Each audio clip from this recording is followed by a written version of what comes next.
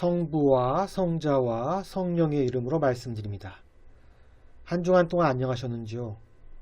정확히 9월 22일 이후로 가을 날씨가 되었습니다. 아무리 강력한 무더위도 9월 20일 이후에는 맥을 추지 못한다는 사실을 제 나름의 경험으로 알고 있었습니다. 그러나 올해는 무더위가 너무 강력해서 반신반의했는데 역시 자연의 순환 앞에서 꼬리를 내리고 말았습니다. 개인적으로는 이 시기가 되면 2012년도 9월부터 12월까지 연수를 갔던 로스앤젤레스가 생각나곤 합니다. 가을 날씨가 저로 하여금 묘한 향수를 불러일으킨다고 할까요? 스페인어로 로스앤젤레스는 천사들을 의미한다고 합니다.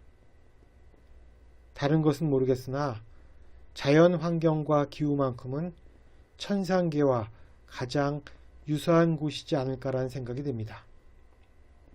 오늘은 성 미카엘과 모든 천사들 축일이자 1890년에 이 땅에 발을 들여놓은 대한성공의 설립 기념일이기도 합니다. 그리고 지난 목요일 9월 26일에는 서울교구 7대 교구장으로 김장한 신부님의 주교 서품식이 거행되었습니다. 가을의 시작과 천사 대축일 그리고 새롭게 서품을 받은 주교님과 함께 다시 시작하는 대한성공회 등 이 모든 것이 상서로운 조짐이 아닐까요? 아무쪼록 새로운 기운을 잉태하는 가을이 되기를 주님의 이름으로 기원합니다. 사다리를 영어로 레더라고 합니다. 신학생과 전도사와 부제 그리고 신부 초년 시절에 교회에서 수시로 사다리를 탔던 기억이 납니다. 특히 성탄절이나 부활절처럼 큰 절기가 되면 저는 장식들을 달고 현수막을 걸기 위해 사다리에 올라야만 했습니다. 한 번은 행사를 무척 좋아하는 신부님 밑에서 일했는데 한 달에 꼬박 두세 번 정도는 현수막을 걸거나 벽면에 글자를 붙이기 위해 사다리를 탔던 기억이 납니다.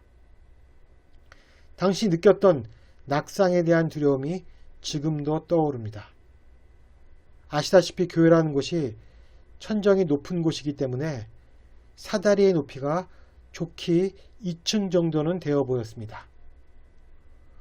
오늘 말씀들을 보면서 하늘로 모아져 있는 사다리를 오르락 내리락 했던 제 행위가 그나마 지금의 저를 만든 것은 아닐까라는 생각을 해보게 됩니다. 따라서 제게 오늘 일독서인 창세기의 제목을 정하라고 한다면 저는 야곱의 사다리라고 하겠습니다. 영어로는 제이콥스 레더쯤 되지 않을까요? 야곱은 창세기에서 단연 신자들의 이목을 끄는 문제적 개인입니다. 야곱은 쌍둥이 형인 에사오를 속여 상속권을 빼앗고 그가 받을 복까지 가로챘습니다. 그래서 형 에사오는 이렇게 한탄합니다. 나에게 2번이나 뒷발질하라고 그 녀석의 이름이 야곱이었던가? 야곱의 이름이 의미하는 바는 뒤꿈치를 붙잡다였기 때문이었습니다.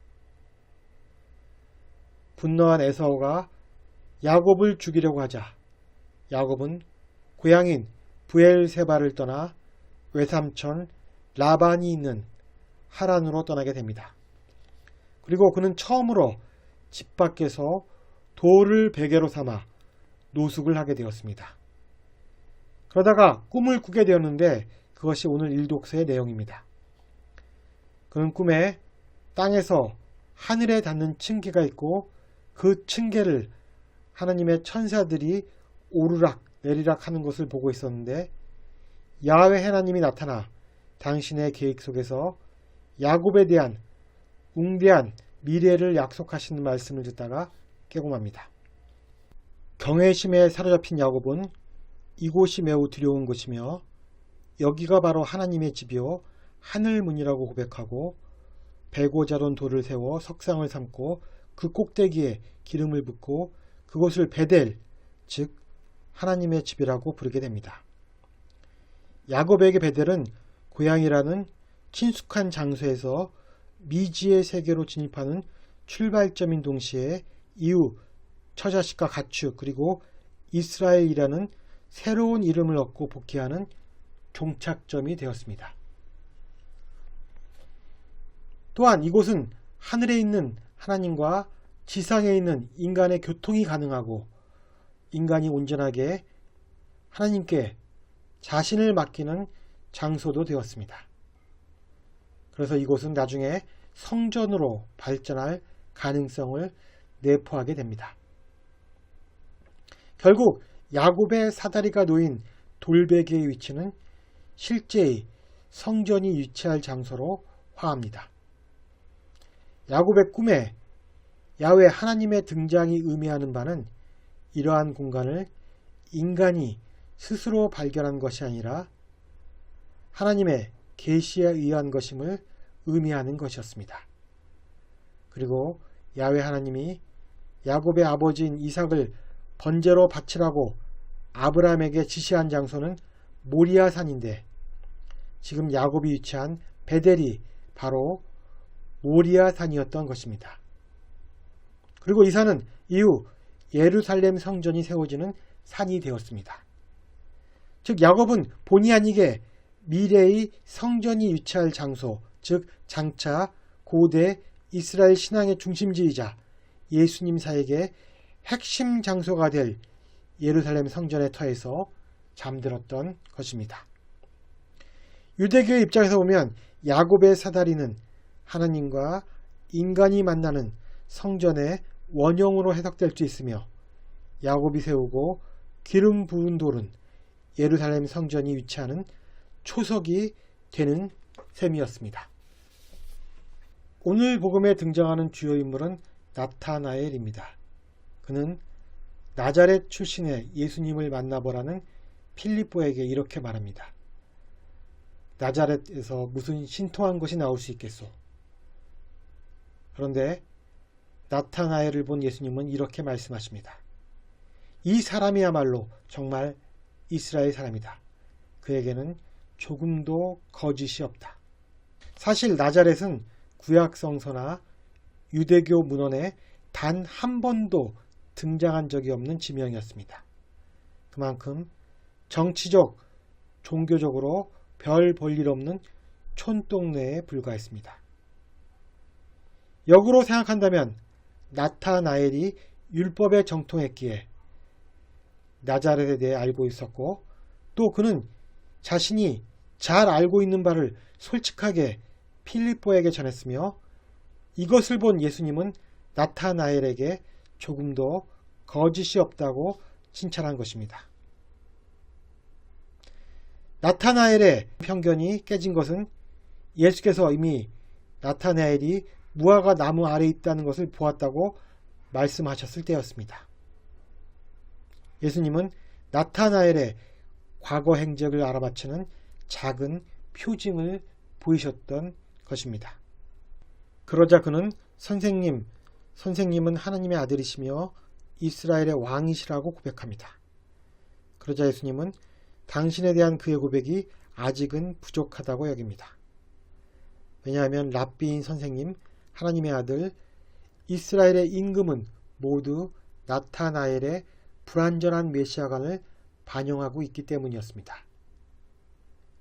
예수님은 이스라엘의 임금만이 아니라 온 세상의 메시아시라는 더 큰 계시가 나타나엘에게 필요했던 것입니다. 그래서 예수님은 다음과 같이 말씀하십니다. 내가 무화과 나무 아래에 있는 것을 보았다고 해서 나를 믿느냐? 앞으로는 그보다 더 큰 일을 보게 될 것이다. 잘 들어두어라. 너희는 하늘이 열려 있는 것과 하나님의 천사들이 하늘과 사람의 아들 사이를 오르내리는 것을 보게 될 것이다. 이 말씀이 의미하는 바는 무엇일까요? 창세기에서 하나님의 천사가 오르락 내리락 했던 곳은 바로 야곱의 사다리였습니다. 즉 이 말씀은 예수님 자신이 야곱의 사다리가 되신다는 의미였습니다. 하늘과 땅 사이의 영원한 교통이 이제 인간의 육체를 통해 나타나신 그리스도를 통하여 열렸다는 것을 의미합니다.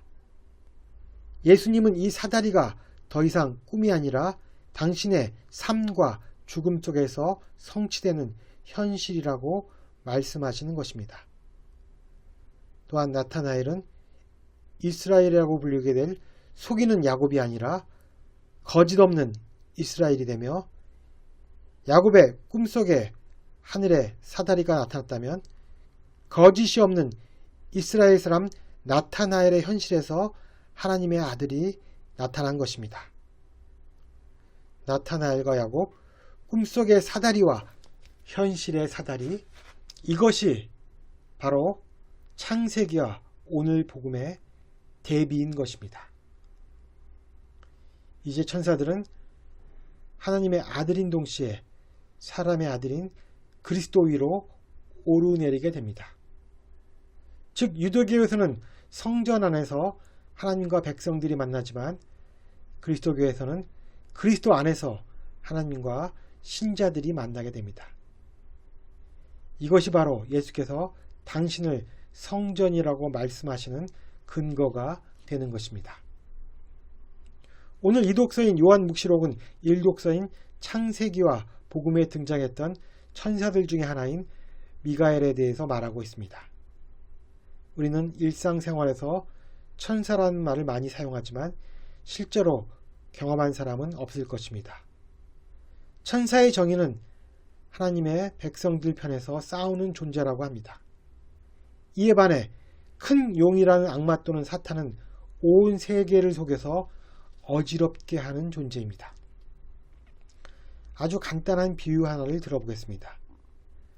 하나님의 섭리에 의하면 땀을 흘리지 않으면서 돈을 버는 방법은 전혀 없습니다. 그러나 일을 하지 않고도 돈을 벌 수 있는 방법이 많다고 속여서 세상을 어지럽게 만드는 존재, 그러한 존재들이 바로 악마이자 사탄인 것입니다. 앞에서 말씀드렸듯이 사다리를 오르내리는 일은 우리에게 긴장과 공포를 줍니다. 그러나 천사들은 그 일을 매우 쉽게 합니다. 왜냐하면 그들은 영적인 존재이기 때문입니다. 우리도 천사처럼 영적인 존재가 된다면 야곱의 사다리를 오르내리는 일이 쉬울 것입니다. 우리를 물질적인 것으로 채우면 채울수록 사다리를 타는 일이 어려워집니다. 존재는 존재물과 반비례합니다. 우리가 천사 같은 영적인 존재가 되려면 우리가 가진 존재물을 버려야 하고 그 존재물을 바라는 욕망까지 포기해야 합니다. 우리가 그렇게 천사처럼 가벼운 존재가 된다면 사다리를 타는 일이 꼭 두려운 일만은 아닐 것입니다. 성부와 성자와 성령의 이름으로 말씀드렸습니다. 아멘.